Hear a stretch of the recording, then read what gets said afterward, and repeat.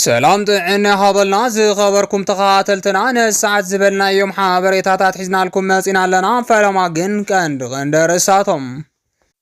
عرك ملس زيناون نفس هرسو يمسفلن زخونا فلوت تقالالاي تقاتلهم وكيلات حوحات شعبيان ناب سودان كم زقوعزو تحابيرهم نبر بريزيدانت جيتاچو نام مقالا خمس خمز قبر جنرال ود ورد حابيرهم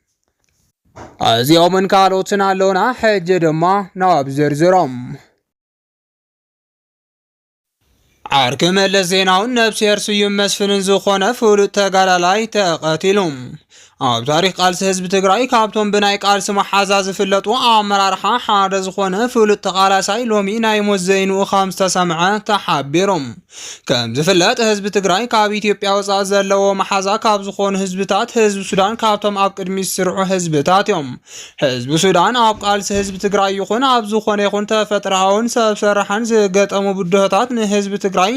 ከም ህዝቢ ኣብ ጎኒ ትግራይ ኮይኖም ሓገዞም ዘበርከቱ ዓዲ ምዃኖም ኩሉ ግዜ ታሪኽ ይዝክሮም እዮም ኣብ ከም ዝበለ ምሕዝነቶም ድማ ምራሕ ሱዳን እውን ታሪኽ ዘይርስዖም ዓብይ ግደ እንዳተዋጹም ሰብ ውለታ ህዝቢ ትግራይ ኮይኖም ቀፂሎም እዮም ካብዞም ሰብ ውለታ ህዝቢ ትግራይን ተቃላሳይን ዝኾነ ዝለዓለ ነባር መሪሕነት ሱዳን ዝኾነ ሓደ አልፋታሕ ኢርዋን ዝተባሃለ ናይ ቃልሲ መሓዛ ህዝቢ ትግራይ ሞይቱ ከም ዝተሰምዐ ተሓቢሮም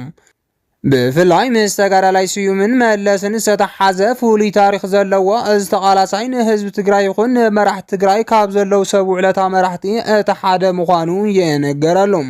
ሎሚ ምክንያቱ ዘይተፈልጠ ብሃንደበት ከም ዝዓረፈ ዝተነገረሉ እዚ ተቃላሳይ ድምፂ ወያነ ነበር ፕሬዝዳንት ትግራይ ኣይተ ጌታቸውን ከም ዝስዕብ ገይሮም ሓዘኖም ገሊጾም ኣለው ከም ዝፍለጥ እቲ ኣመራርሓ ሱዳን ምስ በዓል ስዩም መስፍንን መለስ ዜናውን ታሪክ ዘለዋ ነፋሪት ሱዳን ብመልክዕ ውህብቶ ንትግራይ ሂቦም ኣብ መቐለ ሓወልቲ ሰማዕታት ከም ዘቐመጣ ክሕበር ጸኒሕዮም ምስ ዝተተሓዘ ድማ እቲ ታሪክ ከም ዝስዕብ ጌርና ኣቕሪብናዮ ኣለና እታ ነፋሪት ሰሲና ትበሃል ኮይና ሕዚ እውን ኣብ ቀጽሪ ሓወልቲ ሰማዕታት ታሪክ ተጋድሎ ህዝቢ ትግራይ ካብ መንጎ ዘዘንቱ ቅርስታት ሓንቲ ኮይና ምህላዋ ይፍለጥ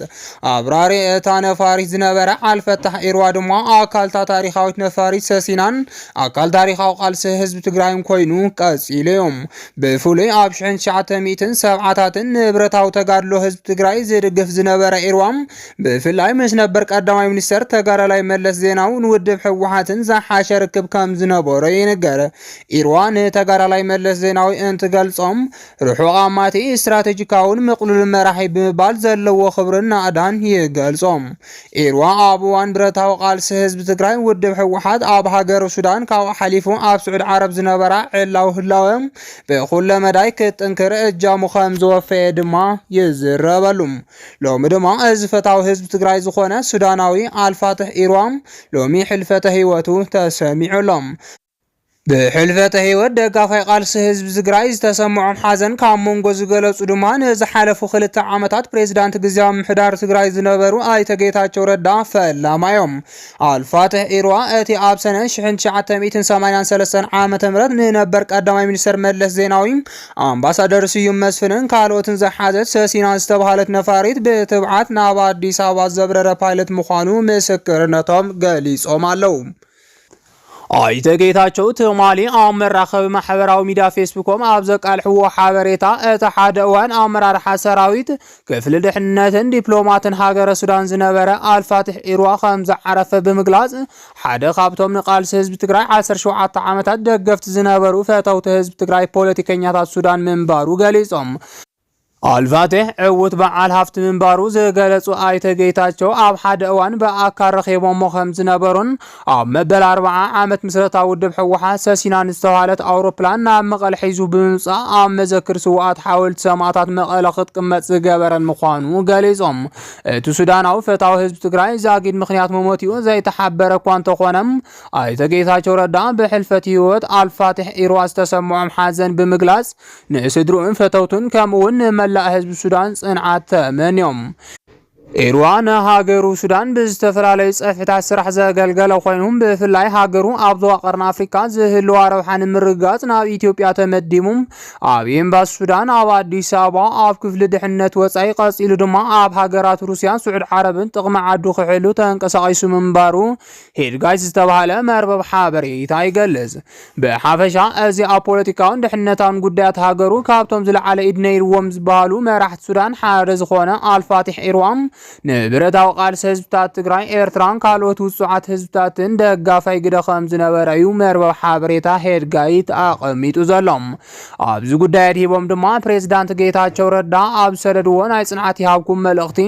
ብሹም ህዝቢ ትግራይ ንመላእ ፈተውቲ ጽንዓት ይሃብኩም ኢሎም ኣለዉ። ኣብ ቃልሲ ህዝቢ ኤርትራን ትግራይን ዝለዓለ ግደ ከም ዝነበሮ ዝተነገረሉ እቲ በዓል ስልጣን ድማ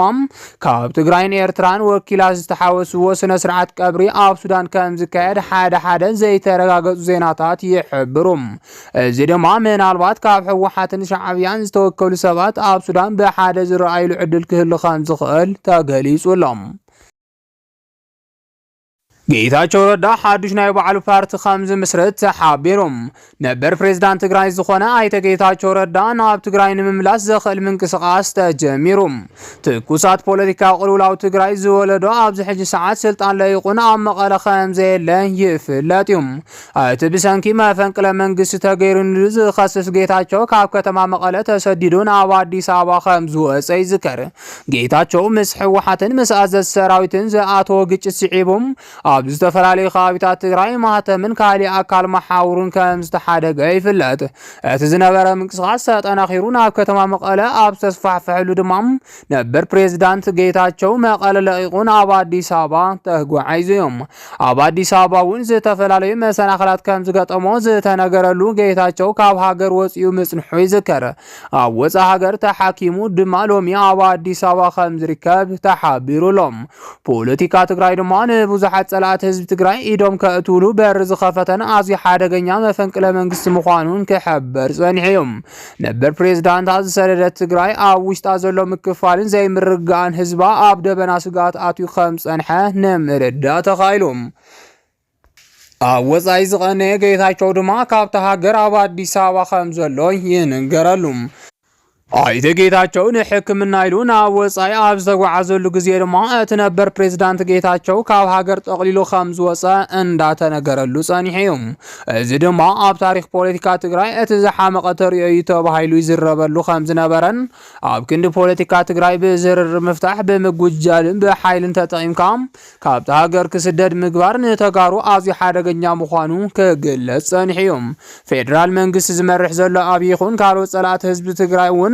እቲ ኩነታት ትግራይ ሙሉእ ብሙሉእ ናብ ፖለቲካ ትግራይ ኢዶም ከእትውሉ ዝኽኣልሉ ኣጋጣሚ ዝፈጠረ እዩ ተባሂሉ ይግምገም። ብመሰረት ድማ ጊዜያዊ ምምሕዳር ዝበሃል ናይ ሓደራ መንግስቲ ኣብ ትግራይ ከም ዝቕፅልን ይኹን እምበር እቲ ጊዜያዊ ምምሕዳር ዝመርሕ ሰብ ብወዲ ወረደ ከም ዝኾነን ይፍለጥ። ነሲዒቡ ድማ ጊዜያዊ ምምሕዳር ትግራይ ካብ ስርዓት ብልጽግና ብበዝሒ ኣብ ካቢኔኡ ኣብ ዝተፈላለዩ ቁልፊ ስልጣን ትግራይ ዝካተቱ ሰባት ክህልዎን ተስማዕሚዑም ነቲ ሓዱሽ ፕሬዝዳንት መሪፁ ኣብ ትግራይ ተወሳኺ ሓደ ዓመት ክቕፅል ምዃኑን ተሓቢሩ። ዋላ እኳ ድሕሪ ሕዚ ፕሬዝዳንት ትግራይ ጀነራል ታደሰ ወረደ ኮይኑ ክቕፅል ኣብ ስምምዕን ተበፅሐም በዝሒ ዘለዎም ናይ ብልጽግና ሰባት ናብቲ ጊዜያዊ ምምሕዳር ትግራይ ተሓዊሶም ኣብ መሪሕነት ትግራይ ስልጣን ከም ዝህልዎም ግን ተሓቢሩሎም። ነሲዒቡ እውን ኣብቲ ዝመፅእ ዘሎ ሰሙን ኣብ ትግራይ ሓዱሽ መሪሕነት ተዋቒሩም ብሰንኪ ስንፈት መራሕቲ ትግራይ ህዝቢ ትግራይ ካብ ብልጽግና መራሕቲ ተዋሂብዎ ከም ዝምራሕ ይፍለጥ። ዝተፈላለዩ ሓበሬታታት ከም ዝሕብርዎ ፌደራል መንግስቲ ውዕል ፕሪቶሪያ ዝሃበን መሰል ብምባልን መራሕቲ ትግራይ ዝተዋሃብዎ ዕድል ብዘይምጥቃሞምን ብዝብል ምኽንያት ኣብ ብርክት ዝበሉ ከባቢታት ትግራይ ሰራዊት ከም ዘስፍርን ከም በዓል አብርሃም በላይ ዝበሉ ኣመራርሓ ድማ ናብ ትግራይ ንኸምርሑ ከም ዝገብርን ተሓቢሩሎም።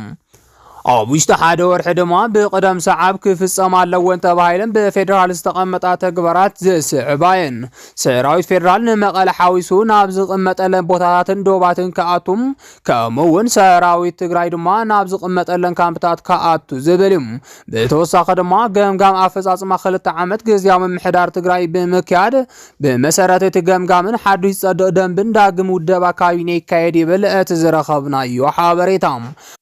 ኣብቲ ዝጣየሽ ሓዱሽ ካቢኔ ንብልጽግና ሓዊሱ ኣባል ካቢኔ ግዝያዊ ምሕዳር ኮይኑ ዝጸንሐ ብጌታቸው ረዳ ዝምራሕን ብዶክተር ደብረጽዮን ዝምራሕን ክፋል ሕወሓትን እናቶም ብጽሒት ወንበር ክሕዙ ምዃኖም ይግለጽ። ኩሎም ተቃወምቲ ፓርቲታት ትግራይን ካልኦትን እውን ብጽሒት ክህልዎም ዝገብርን ብድምር ኩሉ ዝሓቆፈ ካቢኔ ክኸውን እዩ።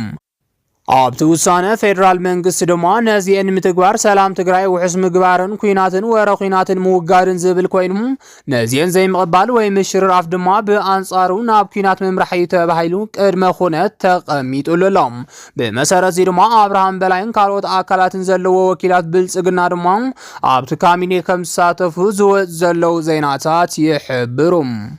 ዝኸበርኩም ተኸታተልትና ነዚ ሰዓት ዝበልናዮም ሓበሬታታት ነዚኦም ይመስሉ ነይሮም። ንምክትታልኩም ካብ ልብና መስግን